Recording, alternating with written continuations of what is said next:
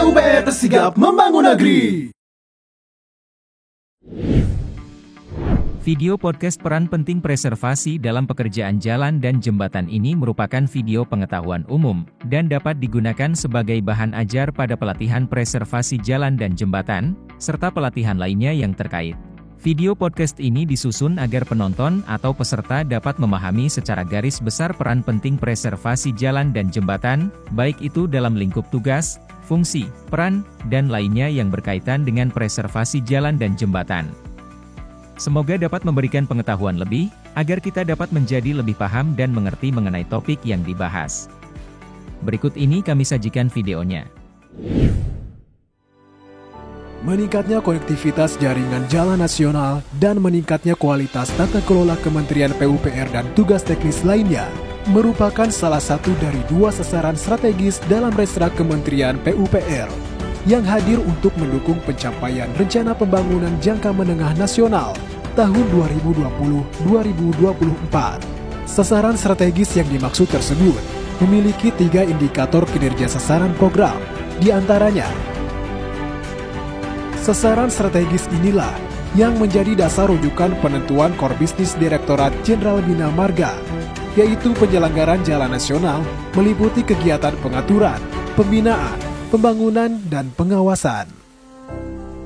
Sebagai salah satu unit kerja di Direktorat Jenderal Bina Marga, Direktorat Preservasi Jalan dan Jembatan Wilayah 1 dan 2 hadir dengan tujuan yang sama dalam memenuhi indikator kinerja sasaran strategis dalam Resra Kementerian PUPR, yaitu untuk meningkatkan rating kondisi jalan dan tingkat keselamatan jalan di wilayah Negara Kesatuan Republik Indonesia. Melihat begitu pentingnya peran Direktorat Preservasi Jalan dan Jembatan tersebut, saat ini kita kedatangan seorang narasumber yang sangat kompeten dalam menjelaskannya, yaitu Direktur Preservasi Jalan dan Jembatan Wilayah 2, Bapak Dr. Budi Amin STMT.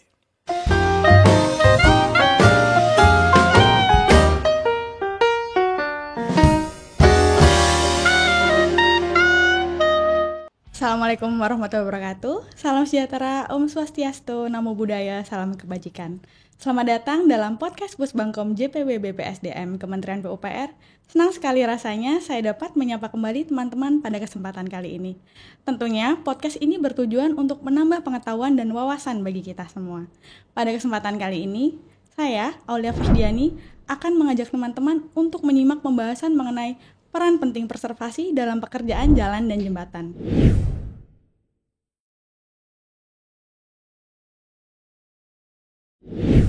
Ya teman-teman, telah bergabung bersama kita narasumber yang paling kompeten untuk membicarakannya, yaitu Direktur Preservasi Jalan dan Jembatan Wilayah 2, Bapak Dr. Budi Amin STMT.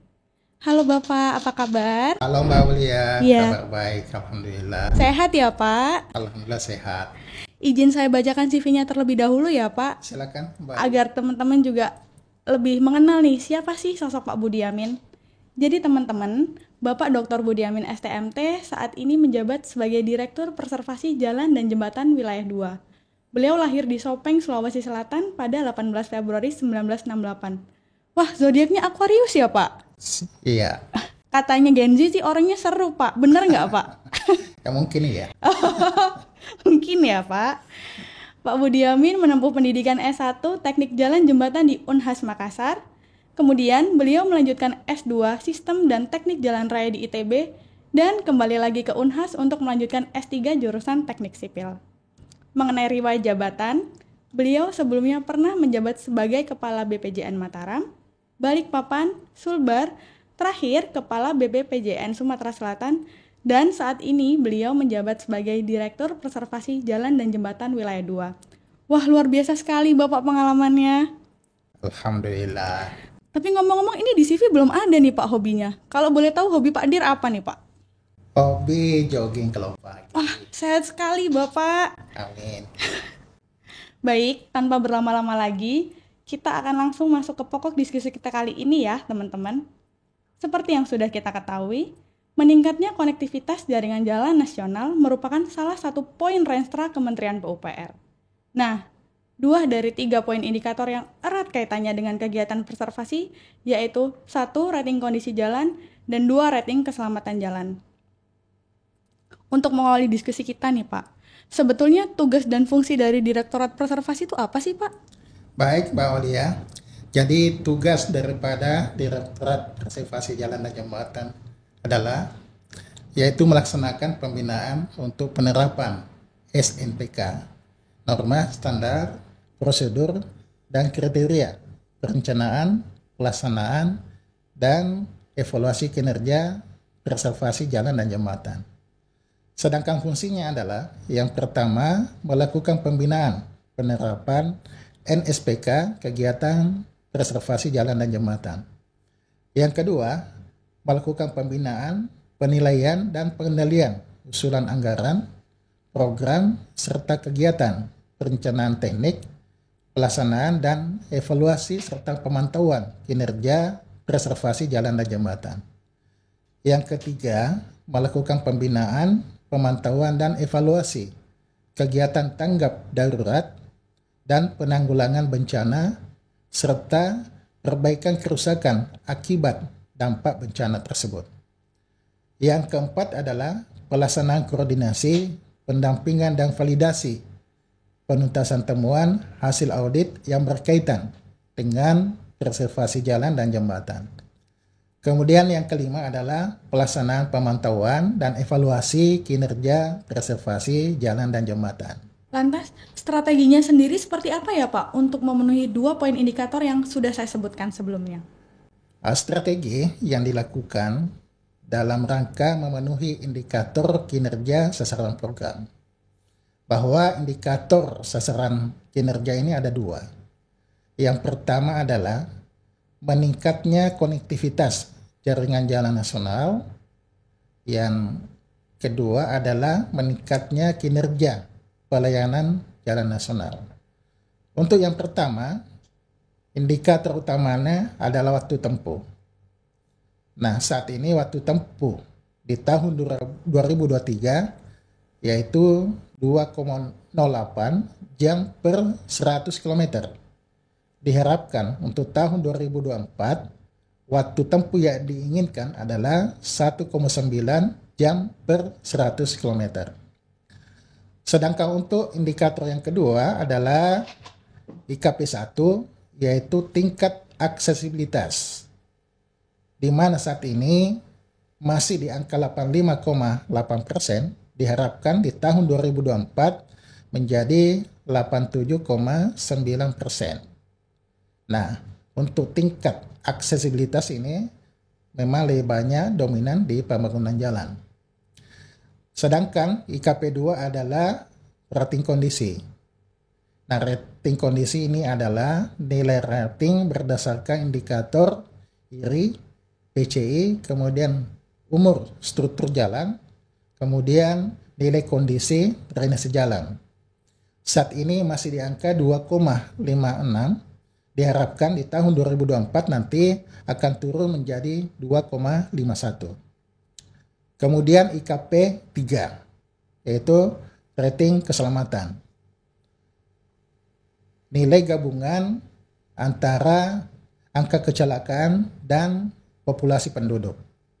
Dengan jumlah titik spot dengan populasi penduduk, saat ini di angka 2,89, akan kita turunkan nanti di tahun 2024 menjadi 2,82. Nah, strategi yang digunakan adalah yang pertama meningkatkan pelaksanaan perencanaan dan pemrograman penanganan preservasi jalan dan jembatan untuk mempertahankan dan meningkatkan fungsi jalan sesuai dengan umur rencana. Yang kedua adalah meningkatkan efisiensi dan efektivitas perencanaan dan pembiayaan penyelenggaraan jalan dan jembatan. Yang ketiga adalah mengoptimalkan kualitas perencanaan serta pelaksanaan preservasi jalan dan jembatan. Ada hal yang bikin saya penasaran nih Pak. Direktorat Preservasi ini satu-satunya direktorat di Ditjen Bina Marga yang terbagi menjadi wilayah 1 dan 2. Sebetulnya apa sih Pak yang membedakan dan kenapa harus dipisahkan menjadi 2 direktorat Pak? Baik Mbak Aulia, jadi 2 direktorat ini tugas dan fungsinya sama. yang membedakan adalah wilayah kerja, di mana untuk Direktorat Preservasi Jalan dan Jembatan Wilayah 1 meliputi Pulau Sumatera, Pulau Jawa, dan Pulau Kalimantan. Sedangkan wilayah kerja untuk Direktorat Preservasi Wilayah 2 meliputi Pulau Sulawesi, Nusa Tenggara, Maluku, dan Pulau Papua. Wah, tantangan tersendiri ya Pak, menjadi direktur di Direktorat Preservasi Wilayah 2. Ya, kira-kira begitu Mbak Ulia. Sejalan dengan fungsi dari Direktorat Preservasi Jalan dan Jembatan yang Bapak jelaskan sebelumnya, jika kita berbicara mengenai preservasi nih Pak, banyak dari sobat PUPR yang belum tahu mengenai detail preservasi. Kita ambil contoh misalnya jalan yang rusak. Sering kita temui beberapa ruas jalan rusak yang dirasa sangat mengganggu. Sebetulnya, apakah ada standar umur bagi jalan dan jembatan agar tetap berfungsi secara optimal, Pak? Baik Mbak Ulia, jadi kegiatan preservasi jalan adalah suatu kegiatan penanganan jalan berupa pencegahan, perawatan, dan perbaikan yang diperlukan untuk mempertahankan kondisi jalan agar tetap berfungsi secara optimal, sehingga mampu untuk melayani lalu lintas. Diharapkan kegiatan preservasi jalan ini umur rencana yang sudah ditetapkan dapat dicapai. Nah, kegiatan preservasi jalan ini meliputi pemeliharaan rutin, kemudian pemeliharaan berkala, rehabilitasi jalan, dan rekonstruksi jalan. Untuk pemeliharaan rutin adalah suatu kegiatan pemeliharaan atau perawatan dan perbaikan yang dilakukan sepanjang tahun. Nah, kegiatan ini dilakukan untuk kondisi jalan yang sudah mantap. Kegiatannya antara lain berupa pembersihan daerah milik jalan dari semak dan rumput, kemudian pembersihan saluran samping jalan agar dapat berfungsi secara maksimal. Yang ketiga adalah pembersihan dan perbaikan bahu jalan. Kemudian ada penutupan celah pada badan jalan serta menutup lubang-lubang pada permukaan jalan. Kemudian pemeliharaan berkala. Ini adalah penanganan jalan yang dilakukan untuk mengatasi kerusakan jalan bertambah lebih luas. Nah, kerusakan yang terjadi memang sudah diprediksi pada saat perencanaan atau pada saat membuat desain. Makanya harus dilakukan pemeliharaan secara berkala, misalnya per 5 tahun. Nah, kegiatan yang dilakukan di sini adalah melakukan overlay atau pelapisan ulang satu lapis ya supaya kembali kepada kondisi mantap.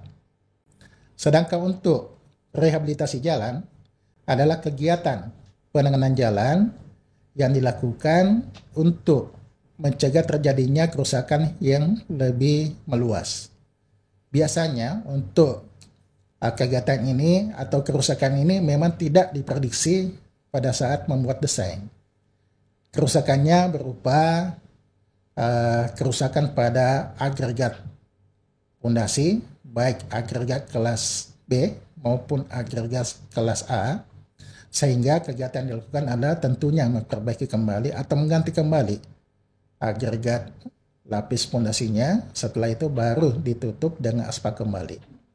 Sedang untuk rekonstruksi jalan, nah kegiatan yang dilakukan memang pada kondisi jalan yang sudah rusak berat atau pada jalan yang masa layangnya sudah habis. Kegiatan ini dilakukan untuk meningkatkan struktural daripada jalan tanpa menambah kapasitas jalan. Kalau sudah menambah kapasitas jalan, misalnya menambah lajur, itu sudah masuk pada pembangunan jalan. Untuk standar umurnya sendiri, Pak? Nah, standar umur untuk jalan dan jembatan memang sudah ada, ya. Untuk jalan sudah ada SE Bina Marga nomor 9 tahun 2001 tentang perencanaan dan pemrograman pekerjaan preservasi jalan. Ini bagian daripada manajemen aset prasarana jalan. Dan juga berdasarkan manual desain perkerasan tahun 2017. Sedangkan untuk jembatan ada SE Bina Marga nomor 6 tahun 2021 tentang panduan praktis perencanaan teknis jembatan. untuk pembangunan jalan baru dan rekonstruksi jalan berdasarkan NDP, umur rencana standarnya adalah 20 tahun.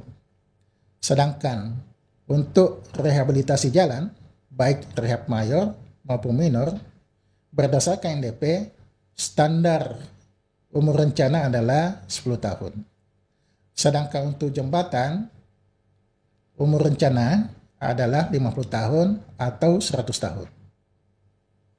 Nah, lantas sebetulnya apa sih Pak penyebab jalan jembatan tidak dapat mencapai standar umur tersebut Pak? Baik, Mbak Aulia. Jadi ada 3 hal yang menyebabkan standar umur tidak tercapai.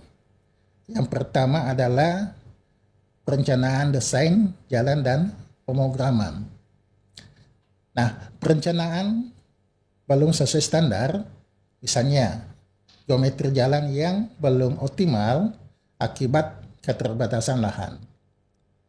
Kemudian desain jalan tidak dilengkapi dengan drainase jalan karena keterbatasan anggaran. Kemudian yang kedua adalah pelaksanaan pengendalian mutu belum sesuai dengan spek yang berlaku.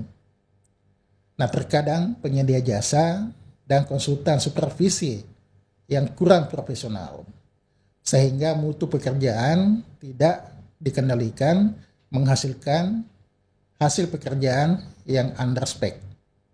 Kemudian tenaga pelaksana di lapangan kurang kompeten, mutu bahan material tidak memenuhi syarat spek, serta peralatan yang digunakan tidak sesuai dengan standar.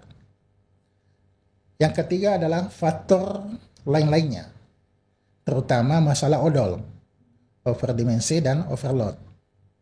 Nah, beban muatan yang tidak terkendali sering mengakibatkan jalan menerima beban berlebih, pemicu terjadinya kerusakan. Yang kedua adalah perubahan tata guna lahan di sekitar jalan, yang tadinya pada saat jalan itu dibangun, kiri kanannya masih daerah resapan. Begitu jalan ini operasional, maka ditimbun oleh pengembang atau suatu kawasan, sehingga pada saat banjir, jalan ikut banjir. Kemudian faktor cuaca ekstrim. Oh, demikian ya Pak. Lantas langkah Ditjen Bina Marga sendiri bagaimana ya Pak untuk menjaga kondisi jalan jembatan tetap optimal dalam mencapai standar umur yang sudah ditetapkan? Baik, jadi langkah yang dilakukan oleh Bina Marga agar menjaga kondisi jalan dan jembatan tetap berfungsi secara optimal adalah yang pertama melakukan strategi pemrograman dan perencanaan yang tepat sasaran sesuai dengan data survei kondisi jalan dan jembatan yang telah dilaksanakan. Yang kedua, pemantauan dan evaluasi pelaksanaan serta pengawasan pekerjaan dan pengendalian mutu sesuai dengan spek yang berlaku secara komprehensif. Nah, yang ketiga adalah bersinergi dengan beberapa stakeholder untuk mengatasi permasalahan odol, utamanya dengan pihak Kementerian Perhubungan dan Kepolisian. Kemudian untuk mengantisipasi cuaca ekstrim adalah melakukan mitigasi bencana dengan memetakan wilayah yang rawan bencana, misalnya longsor maupun banjir. Wah, ternyata begitu penting ya Pak peran preservasi dalam optimalisasi kondisi jalan dan jembatan ini. Nah, kalau membahas mengenai kondisi geografis Indonesia nih Pak, seperti yang kita ketahui, negara kita ini sangat istimewa karena negara kita berada pada pertemuan lempeng Indo-Australia dan lempeng Eurasia. Kondisi ini juga menyebabkan Indonesia menjadi lokasi yang cukup rawan bencana, terutama akhir-akhir ini. Banyak sekali kasus bencana alam seperti banjir, longsor, gempa bumi, bahkan likuifaksi. Mengenai hal tersebut nih Pak, apakah ada langkah preventif ataupun reaktif dari Ditjen Bina Marga dalam menangani bencana? Baik, Mbak Olia. Jadi penanganan bencana sebelum maupun setelah terjadi bencana secara garis besar kita bagi dua ya. Ya Pak. Yang pertama adalah prabencana, yang kedua adalah pasca bencana. Untuk prabencana, langkah-langkah yang kita sudah lakukan, yang pertama melakukan risk analysis, yaitu mengidentifikasi risiko yang mungkin terjadi pada saat ada bencana. Yang kedua, memetakan lokasi yang berpotensi berisiko pada saat ada bencana. Kemudian yang kedua adalah menempatkan alat DRU dan menyiapkan material atau bahan untuk bencana alam di daerah yang lokasi rawan terjadinya bencana. Kemudian kita membentuk tim TRC serta alokasi bencana di masing-masing saker. Kemudian yang ketiga adalah melakukan early warning, ya, deteksi dini berupa potensi hujan harian. Kemudian ada informasi dini bila terjadi gempa. Kemudian ada SHMS untuk jembatan. Sedangkan untuk pasca bencana, yang dilakukan yang pertama adalah tanggap darurat, kemudian ada penanganan sementara, kemudian disusul dengan konstruksi permanen atau biasa disebut dengan rekon atau rehab. Lantas terkait langkah percepatan penanganan infrastruktur yang mengalami bencana sendiri seperti apa ya Pak? Ya, penanganan yang dilakukan sebelum terjadinya bencana, yang pertama adalah menyebarluaskan juklat dan juknis penanggulangan bencana. Yang kedua adalah koordinasi penyiapan personel, peralatan dan logistik. Dan yang ketiga adalah koordinasi penyusunan anggaran untuk pencegahan bencana. Kemudian pemantauan dan evaluasi kesiapsiagaan. Sedangkan untuk setelah terjadinya bencana, penanganan yang kita lakukan, yang pertama adalah melakukan kaji cepat kebutuhan tanggap darurat bencana. Yang kedua, penyediaan kebutuhan dasar korban bencana. Yang ketiga adalah perbaikan darurat atau pemulihan sementara, biasanya 2 kali 24 jam harus sudah fungsional. Kemudian yang ketiga, melakukan pengendalian kegiatan tanggap darurat bencana. Selanjutnya, upaya tanggap darurat lainnya yang ditugaskan oleh BNPB. Kemudian, melakukan pembuatan rekomendasi teknis dalam perencanaan, penyusunan, dan penggunaan anggaran. Kemudian, pengendalian pelaksanaan kegiatan rehab rekon yang diselenggarakan secara lintas unit organisasi. Kemudian yang terakhir adalah pengendalian pelaksanaan kegiatan rehab rekon yang diselenggarakan dengan anggaran Kementerian PUPR. Menarik sekali nih Pak penjelasan mengenai penanganan pra maupun pasca bencana. Nah, untuk inovasi dan teknologi sendiri apakah sudah ada Pak dalam menangani pra maupun pasca bencana? Baik Mbak Olia, jadi sudah ada inovasi teknologi dalam atau sebelum terjadinya bencana atau prabencana. Yang pertama, sudah ada suatu sistem peringatan dini lereng dalam menggunakan indenometer MEMS, suatu alat ukur untuk kemiringan suatu bidang. Yang kedua, ada aplikasi mobile untuk inventarisasi pemeriksaan lereng dan mendapatkan tingkat risiko lereng. Kemudian ada penyiapan pedoman proteksi lereng. Sedangkan pasca bencana sudah ada aplikasi IBENA, yaitu suatu aplikasi untuk menginformasikan bencana yang terjadi. Kemudian yang kedua ada penanganan longsoran dan teknologi vegetasi dan hidroseeding.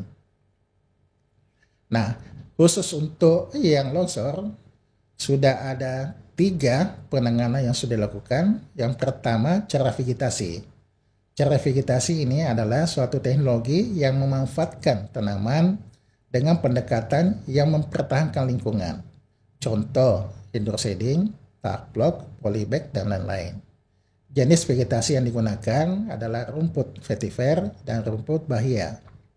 Sedangkan untuk secara mekanis adalah suatu teknologi dengan memberikan gaya mekanis eksternal untuk memperbesar momen penahan longsor. Contoh, dinding penahan tanah, tiang pancang, dan profile. Sedangkan untuk yang kimia adalah suatu teknologi menggunakan bahan pemantap tanah yang dicampur pada material tanah. Contoh, grouting semen, dan shotcrete. Wah, banyak sekali nih hal yang sudah disampaikan oleh Pak Dir nih Sobat terkait hal yang telah dilakukan di Jen Bina Marga dalam meningkatkan konektivitas jaringan jalan di Indonesia. Pertanyaan terakhir nih Bapak, apa pengalaman unik, menantang, dan paling berkesan selama Bapak menangani kegiatan preservasi? Baik, Mbak Olia, jadi pengalaman yang paling berkesan bagi saya selama bertugas di Direktorat Preservasi Jalan Jembatan adalah ketika dapat memberikan suatu solusi terhadap permasalahan yang ada di lapangan.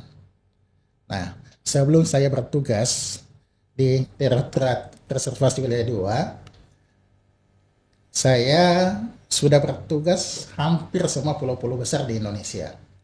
Mulai dari Maluku, Papua, Nusa Tenggara, kemudian Sulawesi. Setelah itu bertugas di Pulau Kalimantan, kembali ke Sulawesi, setelah itu di Pulau Sumatera, baru bertugas di pusat.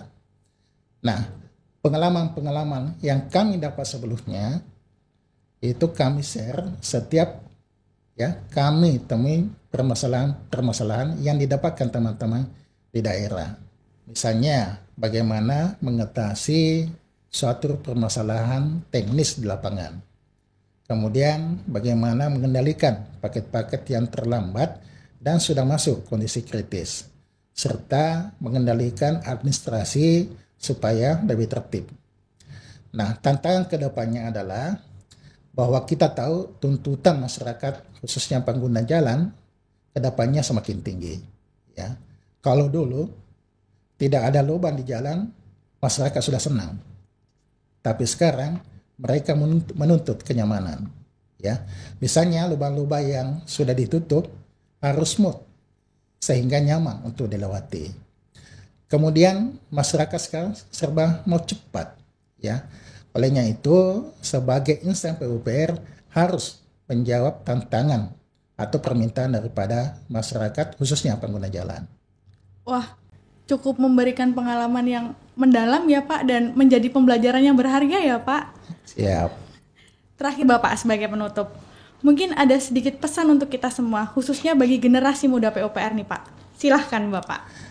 Baik Mbak Olia, jadi khususnya untuk adik-adik generasi muda PUPR, nah pesan saya bahwa tantangan ke depan bagi adik-adik semua generasi muda ini jauh lebih berat dibandingkan kami-kami. Sehingga slogan PUPR di zamannya kami yaitu bekerja keras, bergerak cepat, bertindak tepat. Nah, adik-adik generasi muda ini harus mengupgrade, yaitu bekerja lebih keras, bergerak lebih cepat, dan bertindak lebih tepat. Yang kedua, dibutuhkan suatu integritas ya untuk menghadapi tantangan yang sangat berat ke depannya. Ya. Kemudian adik-adik generasi muda harus bekerja dengan hati, bukan bekerja setengah mati, ya. Sehingga saya yakin adik-adik PUPR ke depannya ini akan membuat Kementerian PUPR lebih bangga. Berkesan sekali ya teman-teman, bekerja dengan hati. Terima kasih banyak Bapak sudah berkenan sharing dan ngobrol banyak dengan kita pada kesempatan kali ini. Sehat dan berkah selalu Pak Dir. Amin. Terima kasih Mbak Olia. Iya Bapak. Baik, begitulah teman-teman mengenai podcast kita kali ini. Semoga segala informasi yang kita dapatkan dari Bapak Direktur Preservasi Jalan dan Jembatan Wilayah 2 dapat bermanfaat dan menambah wawasan bagi kita semua. Mohon maaf jika ada salah kata. Sampai ketemu di podcast selanjutnya. Bye-bye.